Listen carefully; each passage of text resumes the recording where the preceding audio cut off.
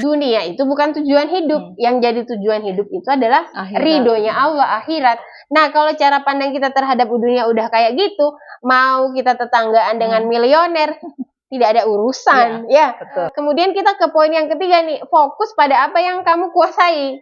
Karena Allah akan menghisap kamu di situ. Artinya apa? Mau tetangga kita milioner, ya itu urusan dia.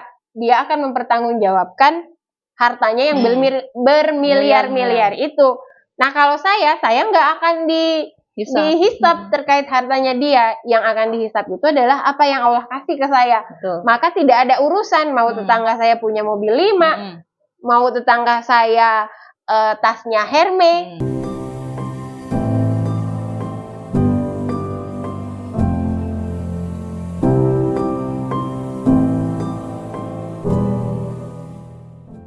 Assalamualaikum warahmatullahi wabarakatuh. Waalaikumsalam warahmatullahi wabarakatuh. Alhamdulillahirabbil alamin wa bihi nasta'in wala umuri dini wadin wassalatu wassalamu ala asrofil anbiya wal mursalin wa ala alihi wa sahbihi ajmain amma ba'du. Rabbi shrahli sadri wa yassirli amri wahlul 'uqdatam min lisani yafqahu qawli. Rabbi zidna ilman warzuqni fahman bi rahmatika ya arhamar rahimin. Alhamdulillah, puji syukur kehadirat Allah Subhanahu wa taala yang pada kesempatan kali ini kita masih diberikan kesempatan untuk bertemu kembali pada bincang nafsiyah pekan ini. Dan pada kesempatan kali ini kita akan membahas tema mengenai kita angkat judul jangan bandingkan rumputmu dengan rumput tetangga. Bisa jadi memang sebuah fakta ya bahwa rumput dari halaman rumah tetangga itu lebih hijau dan lebih subur. Tapi kenapa kita ini angkat dan kita bahas ya? Karena tentunya tema ini adalah sebuah istilah ya Bu terkait sifat manusia yang sering merasa tidak cukup, sering merasa kurang terhadap apa yang dimilikinya. Nah, jadi pernah di sini apakah ibu-ibu ini merasa begitu lelah, kemudian merasa selalu kurang gitu ya, dan juga tanpa kita sadari kita itu selalu menengok orang lain ya, kenapa dia bisa sementara aku tidak, kemudian juga kenapa ya anaknya itu selalu berprestasi dan anak kita tidak, kemudian kenapa rumahku tidak serapi rumahnya gitu ya, dan juga hidupku itu terlihat seperti tidak seindah apa yang mereka lalui gitu. Nah, jadi bagaimana sebenarnya cara menyirami rumput rumput kita sendiri agar tetap hijau dan tumbuh subur tanpa perlu sibuk menoleh ke halaman tetangga. Lalu bagaimana cara kita menyirami rumput kita sendiri agar tetap hijau dan tumbuh subur. Nah, kita akan bahas, kita kupas tuntas setelah yang satu ini.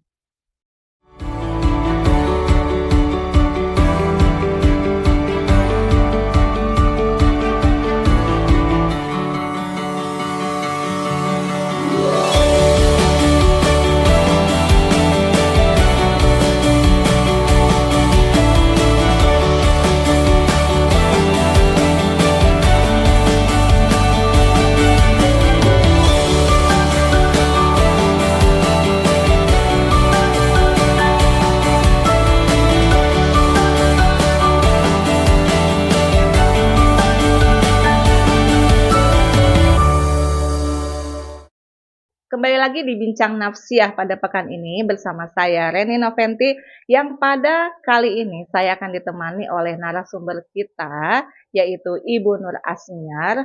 Sebelumnya kita sapa terlebih dahulu. Assalamualaikum warahmatullahi wabarakatuh. Apa kabar Ibu Nur? Alhamdulillah sehat Bu Reni. Bu Reni sehat? Alhamdulillah sehat-sehat. Bu Nur, seperti tadi prolog awal yang saya sampaikan ya Bu, ini perasaan kebanyakan, bukan hanya ibu-ibu ya, tapi manusia pada umumnya merasakan bahwa selalu merasa kurang dan yang ada itu membanding-bandingkan ya. Ya terutama kalau misalkan kita seorang ibu ngelihat kok anak lain lebih pintar, lebih berprestasi gitu ya. Dan nggak jauh-jauh deh rumah kita aja ya Bu. Misalkan kita bertamu rumahnya lebih estetik gitu ya Bu ya dengan penataan barangnya gitu kan. Dan ngerasa kok rumahku nggak rapi-rapi gitu ya. Nah ini akan bahaya sepertinya kalau misalkan terus-terusan seperti itu gitu ya, perasaan itu ada dalam diri kita, selalu tidak puas gitu ya, kemudian membandingkan dengan orang lain, maka itu akan buruk untuk kita sendiri gitu. Nah, jadi pada kesempatan kali ini kita akan menggali ilmu sebanyak-banyaknya ya Bu Nur terkait yang tadi saya sampaikan.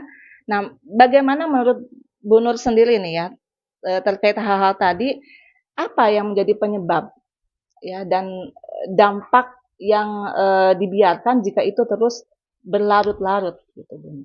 Ya. Bismillahirrahmanirrahim.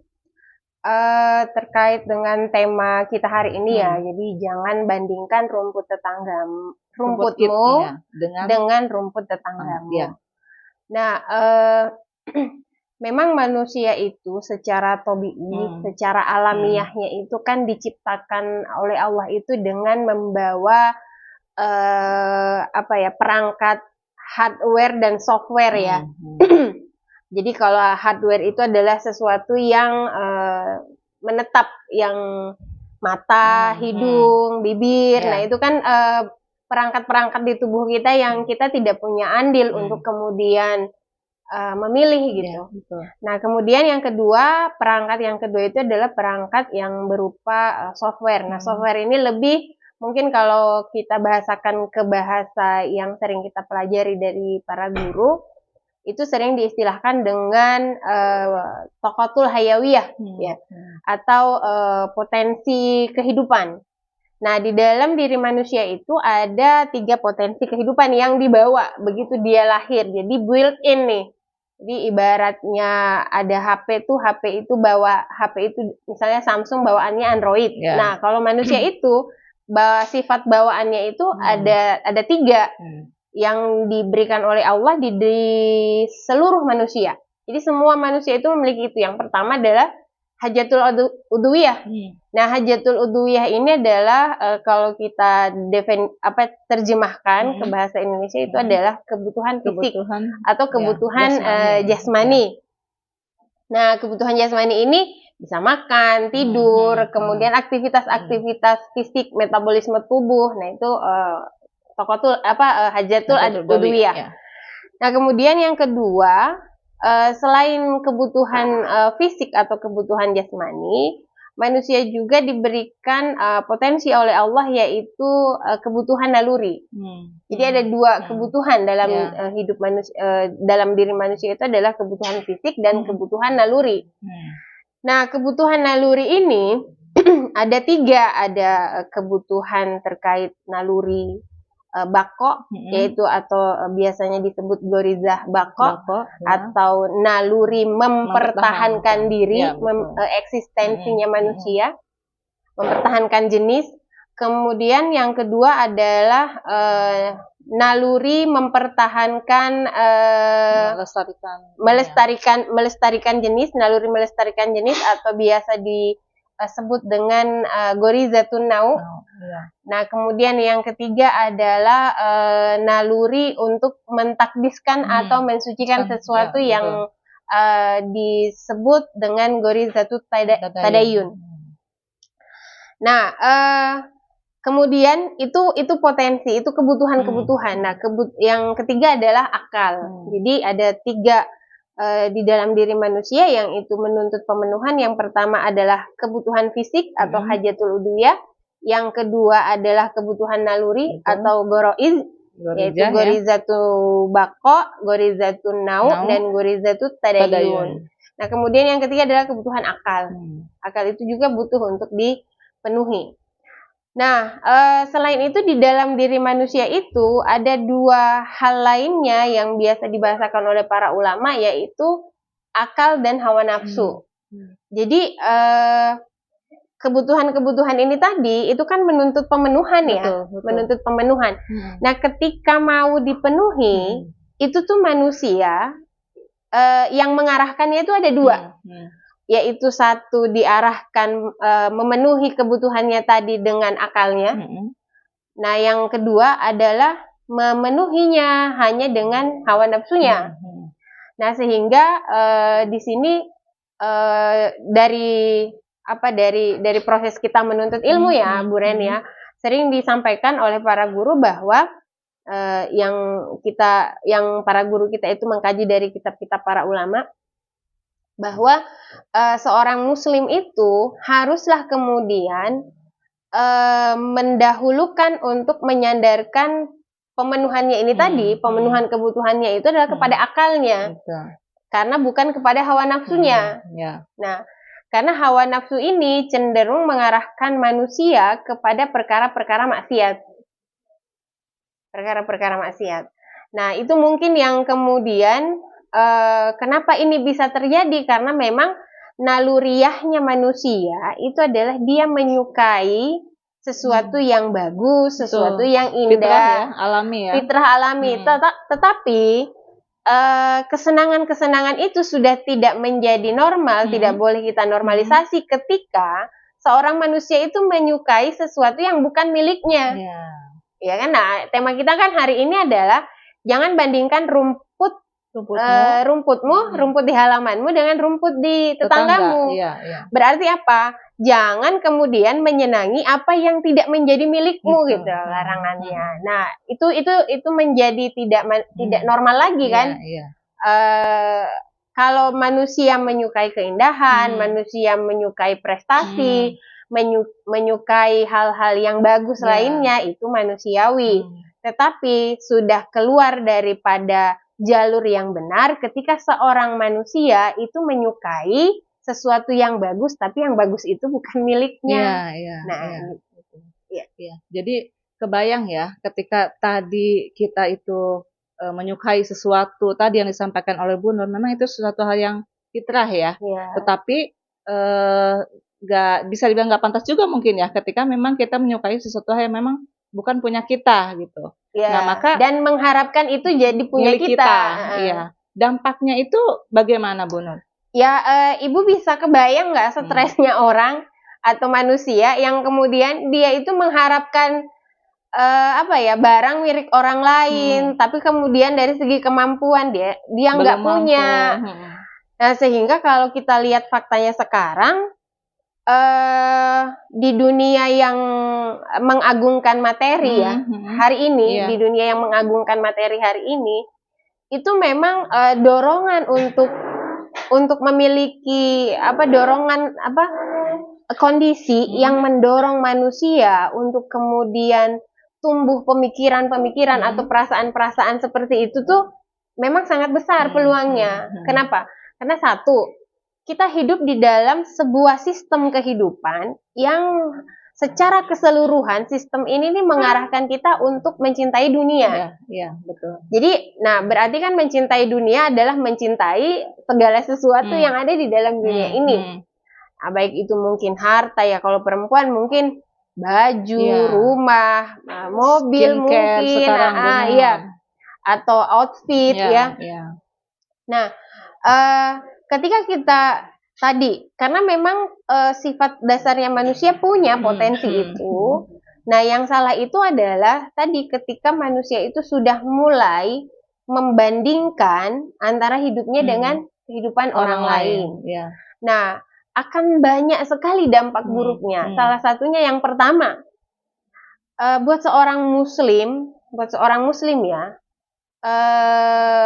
nggak usah muslim dulu kali ya, kita ngomongnya manusia secara umum. Mungkin kita bisa ngelihat tuh fenomena operasi plastik. Lagi marak banget ini, Bu. Lagi marak banget. Nah, kemarin itu tuh saya nonton di TikTok tuh ada salah satu selebgram yang hari ini itu kondisi beliau itu kasihan sekali ya. Nah, itu akibatnya karena dia sering dibully. Dibanding-bandingkan hidupnya dengan hidup orang lain. Nah, kemudian akhirnya karena ingin memenuhi perkataan-perkataan itu, tuntutan-tuntutan itu, dia juga mungkin merasa karena dorongan dari lingkungannya sehingga dia menjadi pengen gitu ya. Oh iya, saya pengen putih seperti si ini. Saya pengen punya hidung mancung seperti si ini. Kebanyakan sih hidung sekarang, Bu Nur, yang sedang hidung, viral. pipi, kemudian body goals ya, bentuk tubuh yang ideal. Mungkin itu yang banyak menyerang kehidupan perempuan. Nah, akhirnya terdoronglah kemudian si selebgram ini untuk melakukan operasi lah ya, semacam itulah, operasi untuk mengubah salah satu di tubuhnya. Dan kemudian ternyata dia malpraktek. Jadi terjadi malpraktek dan kemudian akhirnya koma. Dan saat ini dia yang dulunya lincah, cantik, ya kalau menurut saya, ya Allah, Masya Allah, ini udah cantik begini, ya Allah, masih pengen lebih cantik lagi, ya Allah, apa yang dicari gitu ya. Nah, akhirnya sekarang dia dalam posisi karena lumpuh, kejang-kejang itu saraf untuk geraknya itu tuh, motorik kasarnya maupun motorik halus sampai motorik berbicaranya itu tuh jadi rusak tidak semua. Bisa berbicara ya. Jadi sekarang harus menjalani terapi. Untuk bicara, untuk berjalan, untuk menggunakan tangannya. Ya Allah. Jadi kayak kembali ke anak kecil. Nah, itu kan ketika itu dampak ya, dampak buruk yang menurut saya ini dampak yang fatal. Ketika kita kemudian menjadikan fisik, menjadikan materi itu sebagai tujuan. Apalagi kemudian kita membandingkan materi yang kita miliki, fisik yang kita miliki ini, kemudian kita bandingkan dengan punyanya orang. Ya, betul. Nah, harusnya kan tidak seperti itu. Contoh aja hidung ya, hidung. Orang Arab itu mancung-mancung, orang bule mancung-mancung. Orang Indo hidungnya pesek-pesek, mancung tapi ke dalam gitu. Terus kita pengen hidung kita mancung kayak mereka. Nah, sementara waktu kita diciptakan, kita tuh bukan ngantri kayak beli ayam goreng gitu. Pilihlah hidung yang mancung, yang pesek mau gitu yang kan. Mana, gitu. Tapi kita udah diciptakan udah kayak gini nih. Nah, ini mungkin nanti kita akan bahas lebih lanjut gimana sih kita menyikapi kok dia mancung saya enggak, kok dia putih saya enggak. Nah, itu salah satu dampaknya tadi bisa jadi fatal. Betul. Bisa jadi fatal, menghalalkan segala cara untuk kemudian bisa memiliki apa yang dia lihat pada orang untuk dia miliki juga.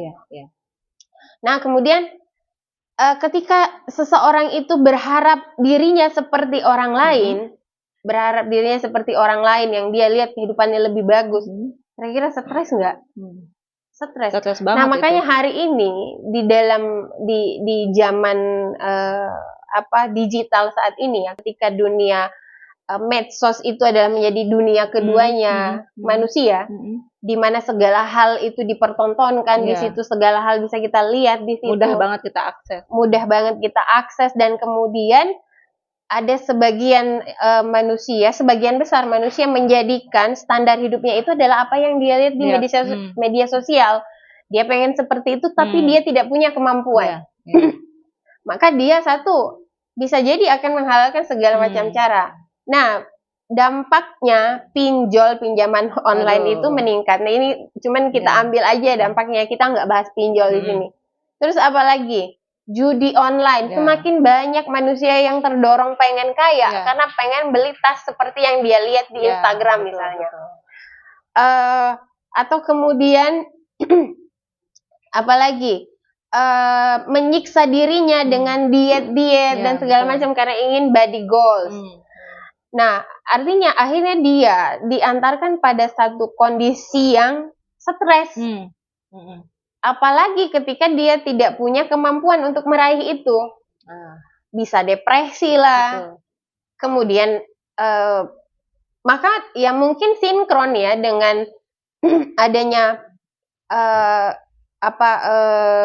dampak sering membanding-bandingkan hidupnya dengan hidup orang lain itu tingginya angka bunuh diri. Waduh. Karena antara harapan dengan realita itu nggak nyambung. Betul. Maka jadilah dia manusia yang stres. Stres itu jatuh ke depresi. Depresi bisa gila, bisa bunuh diri. Aduh. Berarti banyak banget ya, Bu. Banyak banget dampak. Ini sedikit ya. Sedikit dampak dari suka membanding-bandingkan hidup kita dengan hidup orang lain.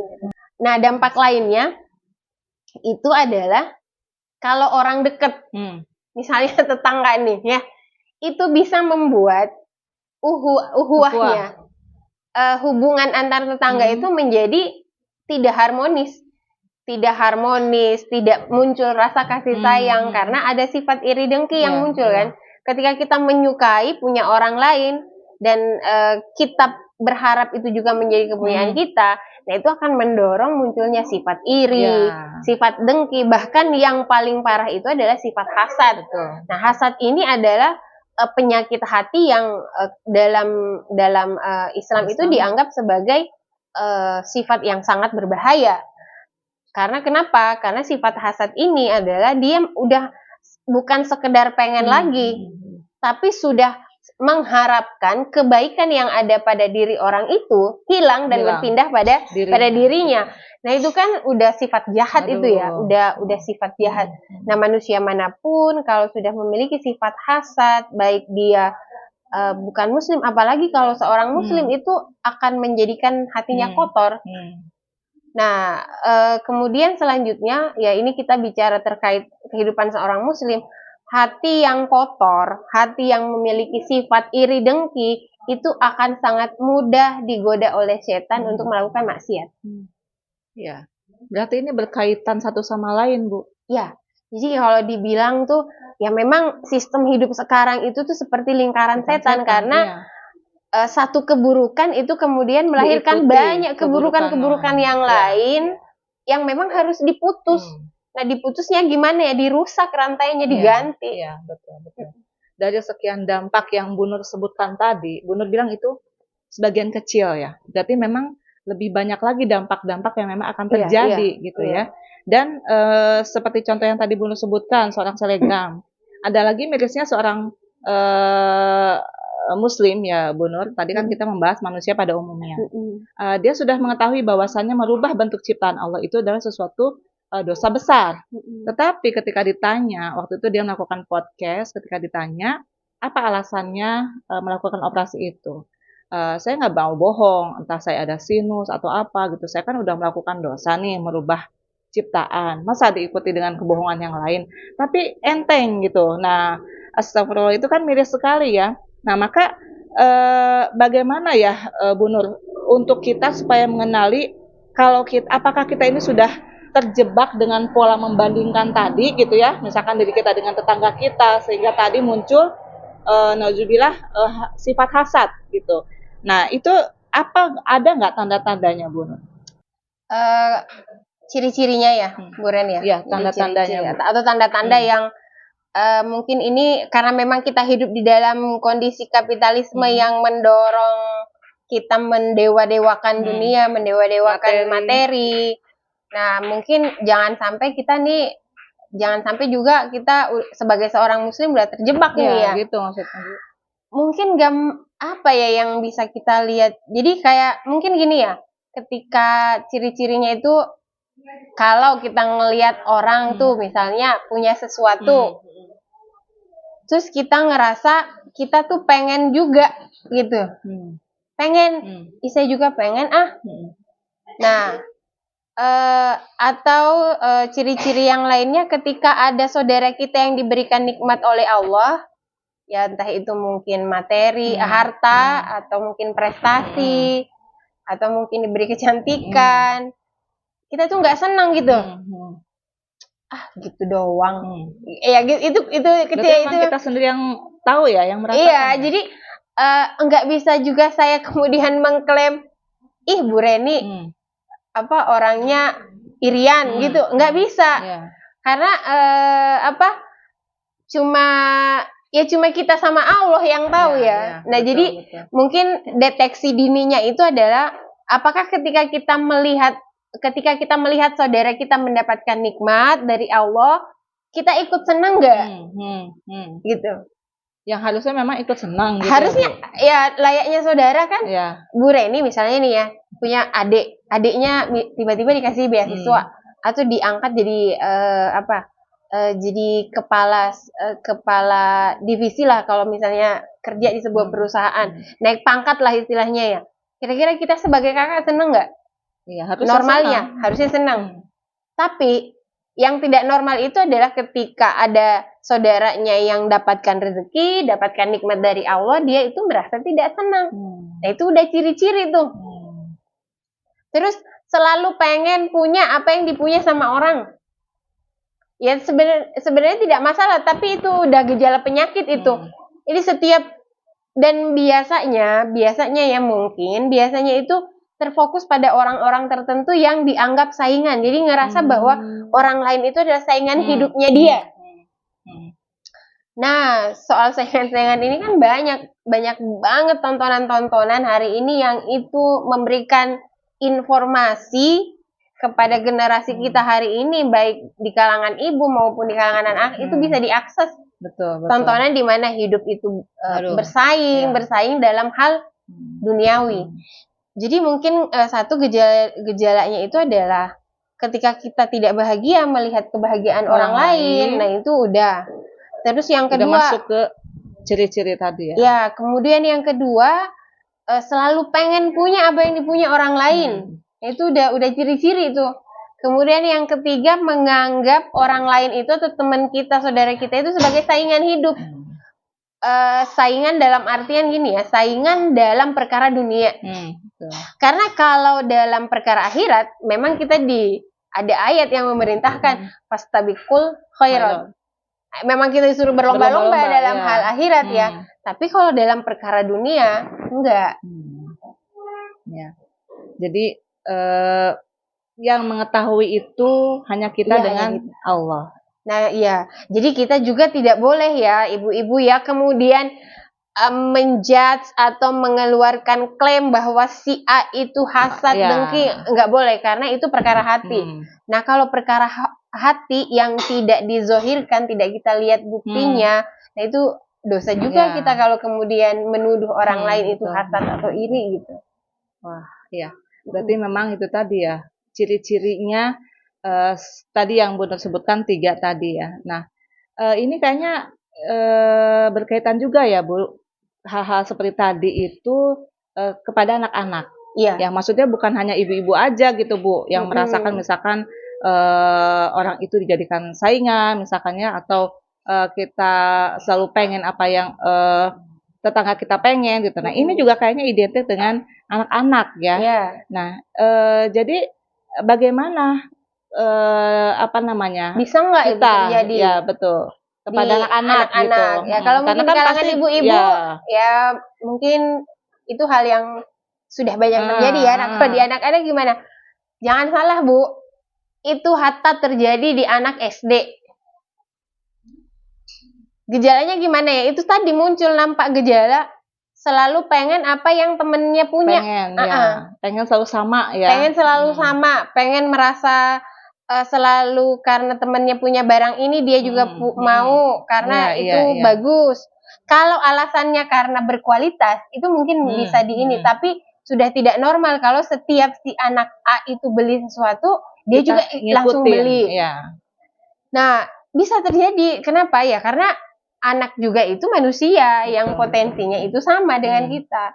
Nah, ketika teman-teman di sekitarnya menganggap bahwa keren, tidak keren itu adalah dengan punya barang A, punya sepatu dari brand I misalnya, atau punya kerudung dari brand S.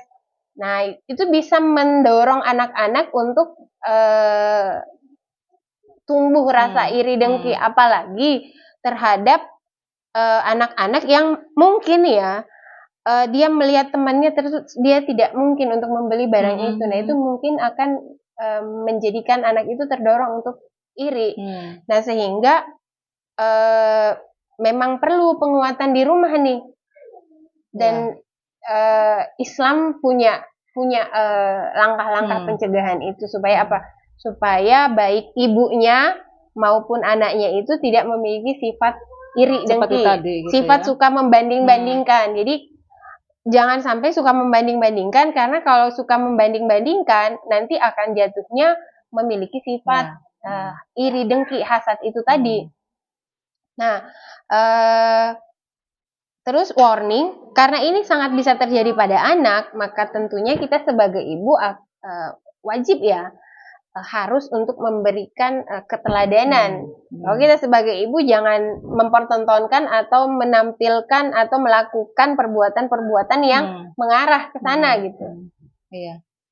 Setelah tadi disampaikan bahwa hal ini juga terjadi pada anak-anak karena memang dari suka membandingkan tadi, muncul perasaan iri. Yang memang tadi Bu Nur bilang ya bahwa ini adalah lingkaran setan gitu ya, yang memang ini harus diputus. Nah, terkait tadi fenomena entah itu orang tuanya sendiri gitu ya, kemudian ini pun terjadi ya dialami oleh anak-anak. Bagaimana Islam memandang terkait hal ini? Nah, kalau di dalam Islam sendiri, seperti yang kita pahami, membanding-bandingkan kehidupan orang lain itu sama seperti kita tidak mensyukuri apa yang ada dalam diri kita ya. Nah, itu adalah perbuatan dosa. Jadi tidak syukur kepada apa yang Allah berikan ke dalam hidup kita. Nah, kemudian yang kedua, ketika itu sudah mengarah pada hasad atau iri, hati, dengki, nah itu juga adalah dosa. Yang kemudian ini adalah perkara yang sangat dilarang oleh agama kita. Nah, karena ini adalah dampak, maka dalam agama kita itu memiliki pencegahannya. Nah, saya mengutip ya ibu-ibu ya di Quran surah An-Nazi'at As-Sod ayat 26. Fahkum Bismillahirrahmanirrahim. Fahkum bainan nasi bil haqqi wa la tattabi'il hawa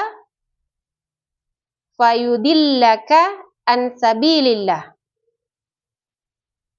Maka berilah keputusan perkara di antara manusia dengan adil dan janganlah kamu mengikuti hawa nafsu karena ia akan menyesatkan kamu dari jalan Allah.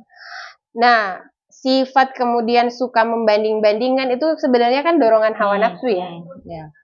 Ketika kita sudah memahami bahwa apa yang ada di tubuh kita ini pemberian Allah, apa yang ada di tubuh dimiliki oleh orang lain itu juga pemberiannya Allah. Rezeki itu banyak sedikitnya itu adalah pemberian Allah. Kita udah tahu. Nah, ketika kemudian kita merasa bahwa kehidupan orang lain itu Allah memberikan lebih banyak ke orang lain, terus memberikan sedikit ke kita. Allah memberikan yang lebih baik kepada orang, terus Allah memberikan yang tidak baik kepada kita. Itu kan udah kufur nikmat. Artinya kita tidak meyakini akan sifat Allah yaitu Maha Adil. Ya, betul. Karena kita sudah amal kita, perbuatan kita, sikap kita itu sudah menunjukkan bahwa kita tidak meyakini bahwa Allah itu Maha Adil. Nah, kalau seorang muslim sudah tidak atau sudah menunjukkan sikap meragukan atau tidak meyakini keadilan Allah itu, maka itu bisa jadi jatuh pada kekufuran. Artinya tidak mengimani sifat-sifat Allah itu kan terkategori kufur kita. Nah, kemudian yang ketiga, hatinya akan menjadi kotor. Jadi seorang muslim itu ketika dia suka membanding-bandingkan kehidupannya dengan kehidupan orang lain, maka dan itu tidak dia hentikan, tidak di-handle gitu, itu dibiarkan terus-menerus, maka dia akan lama-kelamaan dia akan memiliki sifat iri, dengki, atau hasad. Nah, ketika iri, dengki, hasad ini udah mulai muncul di dalam hati, maka hati itu udah istilahnya apa ya? Kotor ya. Udah nempel kotoran gede. Kotoran gede. Nah, hati yang kotor itu akan sangat membuat seseorang itu susah untuk apa? Untuk taat kepada Allah ya? Dan dia mudah untuk bermaksiat. Kenapa? Karena didorong oleh hawa nafsunya tadi, iri dengkinya itu. Nah, sehingga tadi bahwa dorongan hawa nafsu yang ada di dalam dirinya itu cenderung menguasai dia ketimbang akal yang dianugerahkan oleh Allah kepada dia. 3 hal itu ya Bu Nur. Iya. Berarti ini dari kita melihat rumput tetangga. Nah, atau bahkan saya tambahin satu lagi. Boleh. Hati, jadi hati nih ya, kalau di bahasa psikologi mungkin mental ya. Nah, ketika hati itu kita identikan dengan mental, kesehatan mental, maka orang yang hatinya kotor itu cenderung juga dia fisiknya itu akan lebih mudah sakit, lebih mudah stres, kemudian dia tidak akan produktif. Ya, betul. Terus apalagi banyak berangan-angan mungkin ya. Dan banyak penyakit yang masuk ya Bu. Ya. Gitu. Karena hatinya kotor, hatinya tidak kuat, hatinya menjadi lemah gitu. Itu mungkin Bu. Berarti ibu-ibu ya, dari kita membandingkan rumput tetangga gitu ya dengan rumput kita gitu ya, dalam artian dari membandingkan itu tadi berujung kepada sesuatu hal yang menghantarkan kita kepada dosa. Ya, iri, hati, dengki yang itu berujung kepada hasad, tidak bersyukur. Nah, itu adalah sesuatu hal yang memang dilarang dalam Islam. Maka bagaimana ya Bu Nur agar kita terhindar dari sifat tersebut?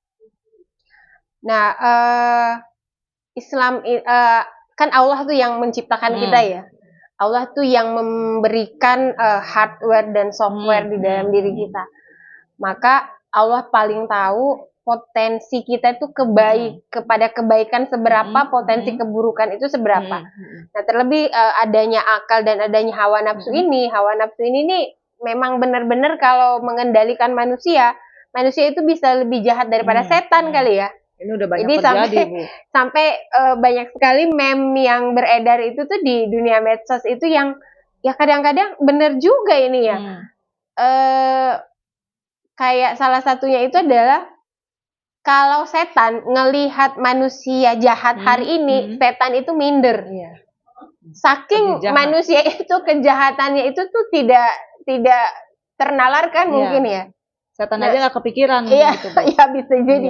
Setan aja nggak kepikiran buat gitu ya. Kok bisa manusia ngelakuin itu katanya? Iya, gitu, jadi nah sehingga kan ketika Allah menciptakan kita, Allah menciptakan manusia itu dengan dibekali potensi-potensi tadi, Allah itu juga menciptakan kemudian aturan-aturan, menurunkan risalah-risalah kepada umat manusia yang itu kita imani, mulai dari Nabi Adam, kemudian ada 4 kitab yang kita imani, yaitu bahwa itu berasal dari Allah, yaitu Taurat, Zabur, Injil, kemudian penyempurnanya yaitu Al-Quran yang ada hari ini yang kita imani. Itu semua adalah aturan-aturan yang berisi petunjuk dari Allah supaya manusia itu ketika melakukan sesuatu itu berlandaskan kepada akalnya. Nah, akal ini dituntun oleh apa? Akal ini dituntun oleh aturan-aturan yang Allah turunkan. Ya, betul. Nah, kenapa? Karena akal inilah yang bisa memahami perintah-perintah dan larangannya Allah. Nah, sehingga di dalam Islam, di dalam Al-Quran, banyak sekali kemudian ayat-ayat yang melarang kita untuk mengikuti hawa nafsu. Salah satunya tadi itu di Quran surah As-Sadd ayat 26. Bahwa Allah melarang kita untuk mengikuti hawa nafsu, wala tattabi'il hawa, ya. Dan janganlah kamu mengikuti hawa nafsu. Nah, kenapa? Karena hawa nafsu itu akan menyesatkan manusia. Akan menyesatkan manusia. Nah, itu larangannya. Kemudian di sisi yang lain, ketika Allah memberikan sebuah aturan yang melarang, Allah juga memberikan reward kepada siapa? Kepada orang-orang yang mengingkari atau bermaksiat kepada hawa nafsunya. Nah, kalau melawan, di dalam melawan kepada hawa nafsunya. Jadi hawa nafsu itu harus kita maksiati sebenarnya. Maksudnya kita ingkari, harus kita lawan gitu. Nah, di Quran surah An-Nazi'at ayat 40. Ini saya karena umur ini ya, kayaknya udah rabun dekat ini. Bismillahirrahmanirrahim. Wa amma man khafa maqama rabbih wa nahan nafsa 'anil hawa. Dan adapun orang-orang yang takut kepada kebesaran Tuhannya, wa amma man khafa maqama rabbih, dan adapun orang-orang yang takut kepada kebesaran Tuhannya, wa naha, dan menahan nafsa, dan menahan dirinya anil hawa, dari keinginan hawa nafsunya, fa innal jannata hiyal ma'wa, maka sesungguhnya surgalah tempat tinggalnya. Artinya apa? Dorongan hawa nafsu itu salah satunya adalah yang kita bicarakan hari ini ya, kita diskusikan, yaitu kita menjadi selalu melihat kok punya orang lain itu selalu lebih bagus ya.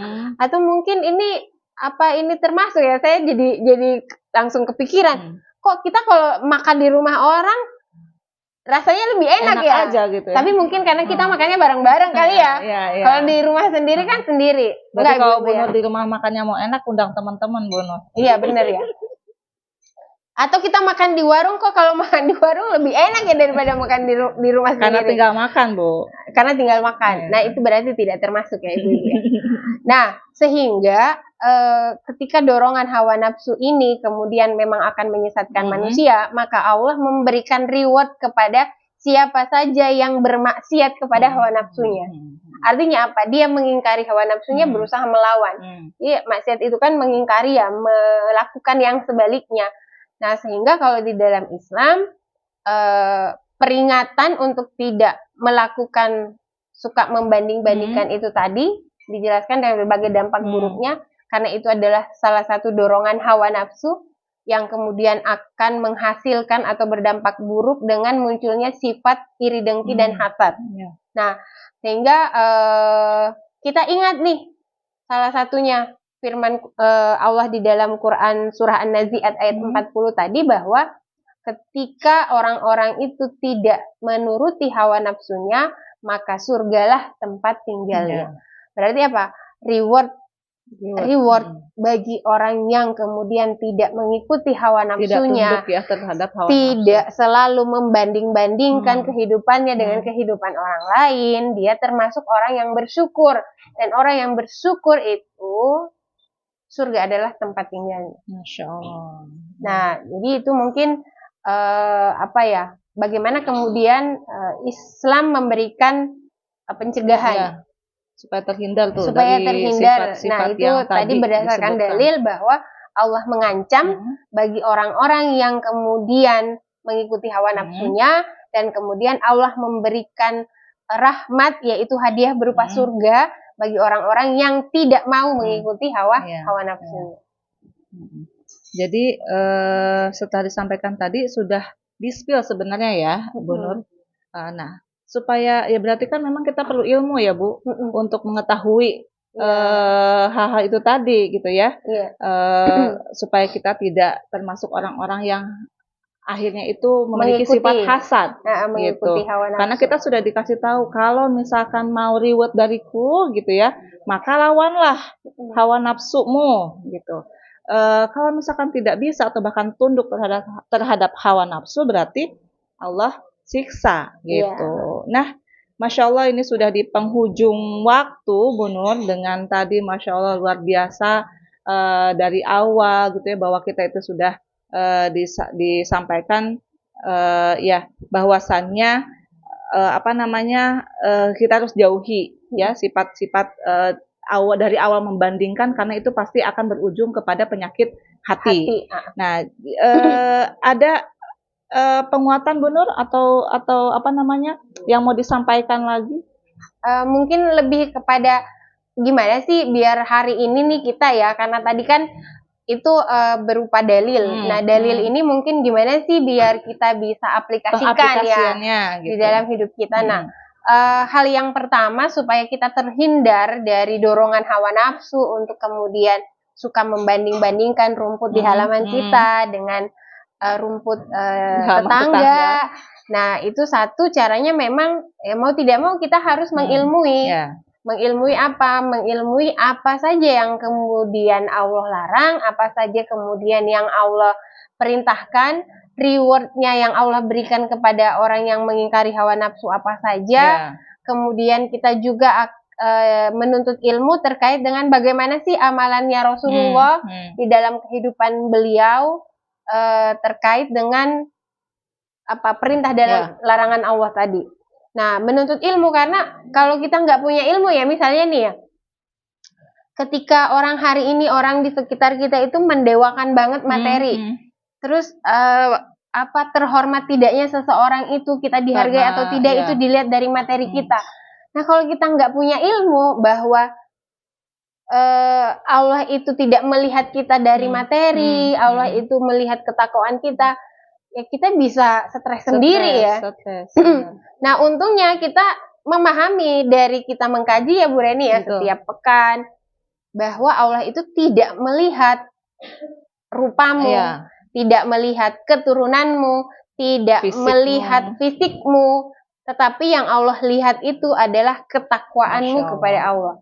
Nah, berarti mau tidak mau memang ilmu ini adalah sesuatu yang wajib. Makanannya jiwa itu adalah ilmu, ya. Penuntunnya jiwa itu adalah akal. Jadi akal itu asupannya adalah ilmu. Akal itu nggak akan berfungsi dengan baik kalau tidak dikasih ilmu. Nah, sementara di dalam Islam yang harusnya menuntun hawa nafsu itu adalah akal. Maka bagaimana akal bisa menuntun hawa nafsu? Artinya kasih asupan ke akalmu, yaitu apa? Ilmu yang sahih. Nah, kemudian yang kedua,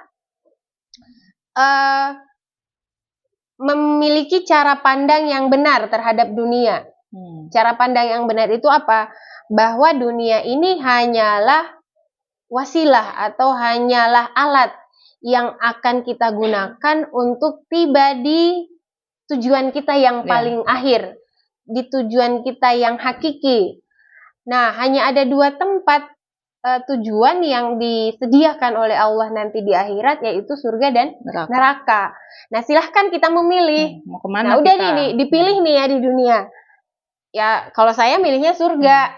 Kalau Bu Reni? Semua orang pasti kalau ditanya jawabannya surga. Surga. Nah, berarti kita harus mempersiapkan cara untuk sampai ke surga. Nah, dikasihlah kita fasilitas oleh Allah yaitu dunia. Berarti secara kalau kita pahami dengan baik, dunia ini adalah alat atau tools yang diberikan oleh Allah untuk kita manfaatkan supaya kita bisa nyampe kepada pilihan kita. Nah, karena pilihan seorang muslim itu pastilah surga ya, nggak ada yang mau masuk neraka. Nah, berarti apa? Mindset kita atau cara pandang kita terhadap dunia. Dunia itu sementara, dan dunia itu hanya alat yang harus kita gunakan supaya kita bisa cepat masuk surga. Dunia itu bukan tujuan hidup. Yang jadi tujuan hidup itu adalah ridhonya Allah, akhirat. Nah, itu yang kedua mungkin ya. Jadi mengilmui kemudian mengubah cara pandang kita terhadap dunia. Nah, kalau cara pandang kita terhadap dunia udah kayak gitu, mau kita tetanggaan dengan milioner, tidak ada urusan. Betul. Kenapa? Karena kemudian kita ke poin yang ketiga nih, fokus pada apa yang kamu kuasai. Karena Allah akan menghisap kamu di situ. Artinya apa? Mau tetangga kita milioner, ya itu urusan dia. Dia akan mempertanggungjawabkan hartanya yang bermiliar-miliar itu. Nah, kalau saya nggak akan dihisap terkait hartanya dia. Yang akan dihisap itu adalah apa yang Allah kasih ke saya. Maka tidak ada urusan mau tetangga saya punya mobil 5, mau tetangga saya tasnya Hermes, apalagi punya jet. Nah, itu kan nggak ada urusan ya. Kita santai aja gitu. Nah, kemudian yang ketiga itu tadi yang ketiga fokus. Yang ketiga itu adalah ini fokus kepada apa yang ada di dalam apa yang Allah anugerahkan ke kita, karena itu yang akan kita pertanggungjawabkan. Nah, jadi kemudian yang keempat itu adalah apa yang kita ilmui, apa yang kita pelajari itu kita kemudian amalkan secara simultan terus menerus. Nah, salah satunya adalah tadi ridho terhadap qada dan qadar, bahwa fisik rezeki itu sudah ditulis di Lauhul Mahfuz. bahagia, sedih, itu sudah ditulis di Lauhul Mahfuz. Umur udah ditulis, jodoh udah ditulis. Maka bagi ibu-ibu yang punya suami romantis, alhamdulillah. Kalau tidak romantis, ajarin jadi romantis. Jadi curhat dong, enggak? Nah mungkin itu ya kan, itu yang dihisab. Berarti kan ridho terhadap qada dan qadar. Bahwa baik buruknya itu adalah datangnya dari Allah. Sisa sikap terbaik kita untuk menghadapi keputusan Allah itu seperti apa yang dituntut oleh Allah. Kemudian selanjutnya adalah syukur. Ini yang kelima ya. Syukur. Jadi syukur. Nah, karena tadi keimanan kepada qada dan qadar itu pasti akan menghasilkan rasa syukur. Betul. Bahwa saya diberi rezeki ini dari Allah loh. Bukan dari sesuatu yang lemah, tapi ini yang ngasih ini zat yang maha sempurna. Jadi Allah itu nggak mungkin ngasih saya sesuatu yang buruk gitu.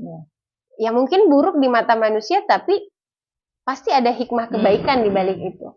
Nah, kemudian banyak istighfar ya. Yang keenam itu adalah istighfar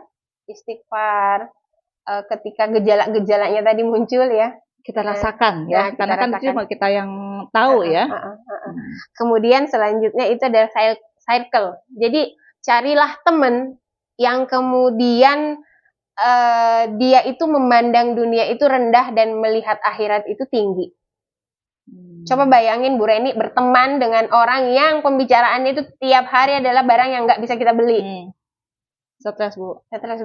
Ataupun kita bisa beli, tapi kemudian kita tiap hari tuh berkutat di situ aja. Kok kayaknya apa hidup itu nggak ada tujuan lain gitu. Hanya berbicara antara satu model kerudung ke model kerudung yang lainnya, antara satu brand ke brand yang lainnya. Hidup itu tuh terlalu singkat untuk kemudian kita hanya disibukkan oleh dunia. Berarti apa? Cari teman yang kemudian melihat akhirat itu adalah tinggi dan melihat dunia itu adalah rendah. Nah, kemudian yang terakhir adalah karena udah punya ilmu, ketika sudah punya ilmu, mau sedikit atau banyak, maka sebarkanlah ke orang lain. Mungkin itu sih. Masya Allah, ini sudah paket lengkap sekali ya.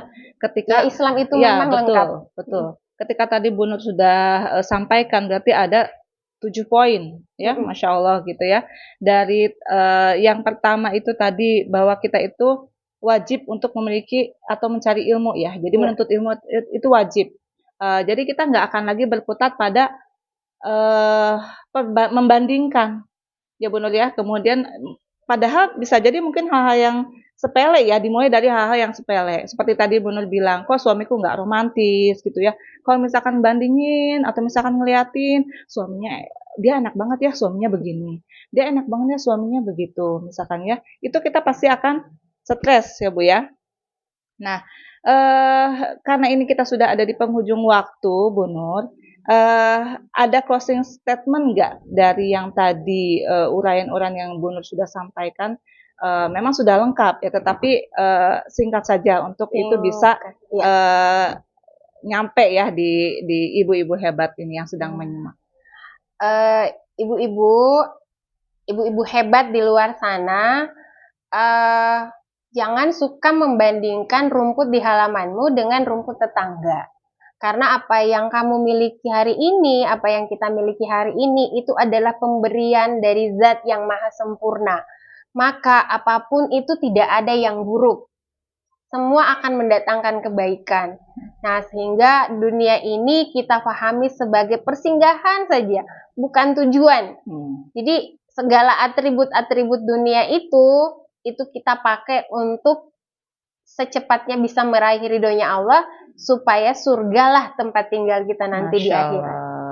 Amin ya amin ya Allah, amin. Karena kebahagiaan tertinggi bagi seorang muslim itu adalah meraih ridhonya Allah. Gitu. Baik Bu Nur, Masya Allah ini sudah dijawab semua pertanyaan saya. Jazakillah khair untuk ilmunya luar biasa. Semoga menjadi amal jariah untuk Bu Nur dan kita dimampukan untuk menjadi hamba yang jauh dari sifat iri dengki dan juga hasad ya, dan mampu membersamai anak-anak kita. Amin. Gitu. kita akhiri bincang nafsiyah kita pada pekan ini. Sampai ketemu lagi insya Allah di bincang nafsiyah 2 pekan mendatang. Jangan lupa untuk like, share, dan subscribe YouTube channel Komunitas Ibu Hebat. Di sini saya mohon maaf atas segala hilaf. Kita tutup dengan membaca istighfar. Astagfirullahaladzim. Wabillahi taufiq wal hidayah. Wassalamualaikum warahmatullahi wabarakatuh. Waalaikumsalam warahmatullahi wabarakatuh.